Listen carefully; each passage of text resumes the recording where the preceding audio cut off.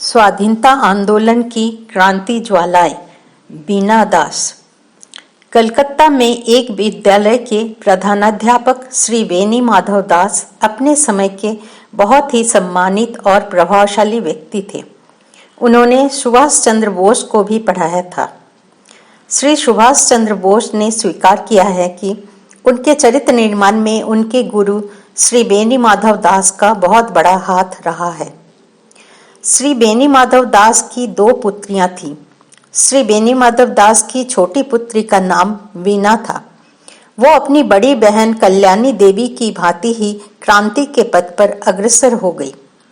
उन दिनों चटगांव, ढाका और कई स्थानों पर अंग्रेजों ने क्रांतिकारियों का निर्ममता से दमन किया था और कई क्रांतिकारियों को मौत के घाट उतारा था। उन लोगों ने महिलाओं को भी कई प्रकार से अपमानित किया था। बीना दास ये सब देखकर तिलमिला उठी थी और उसने इन अत्याचारों का बदला लेने का संकल्प कर लिया था। क्रांतिकारी दल की सदस्य होने के साथ ही साथ बीना दास ने असहयोग आंदोलन में खुलकर भाग लिया और उसे जेल का उपहार भी मिला। जेल से छूटने पर बीना दास को बदला निकालने का अवसर शीघ्र ही मिल गया।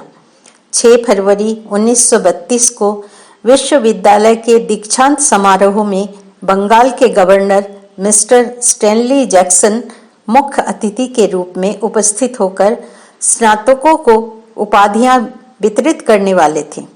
बीना दास को बीए ऑनर्स का उपाधि पत्र लेना था।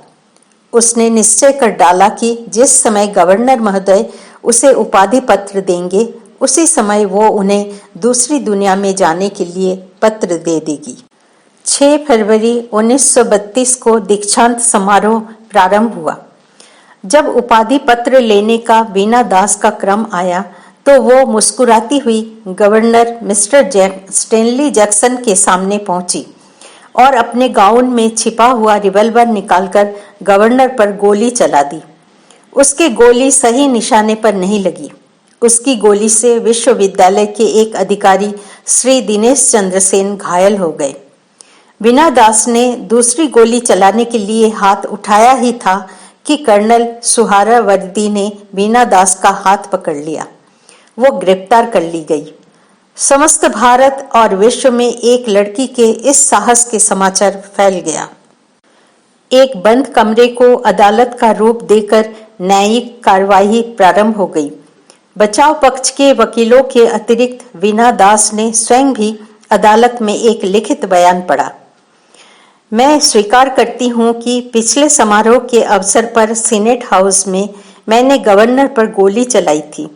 इसका पूर्ण उत्तरदायित्व केवल मुझ पर ही है।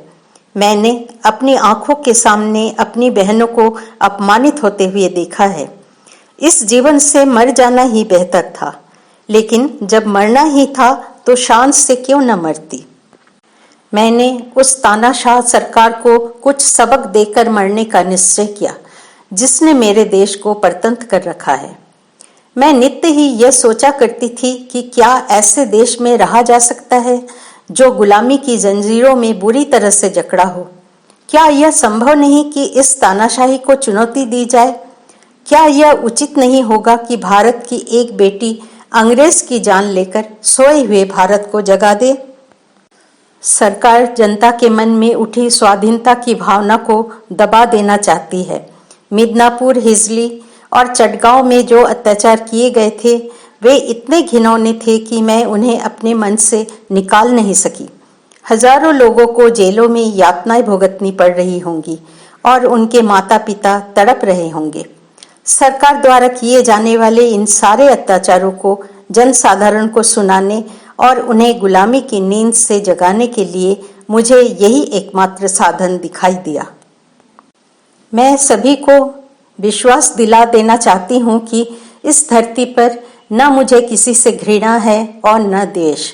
मेरे हृदय में सर स्टैनली के प्रति कोई घृणा और द्वेष नहीं है। मेरे लिए वे पिता के समान हैं। लेडी जैक्सन एक नारी हैं, वे भी मेरे लिए माता के समान पूज्य हैं।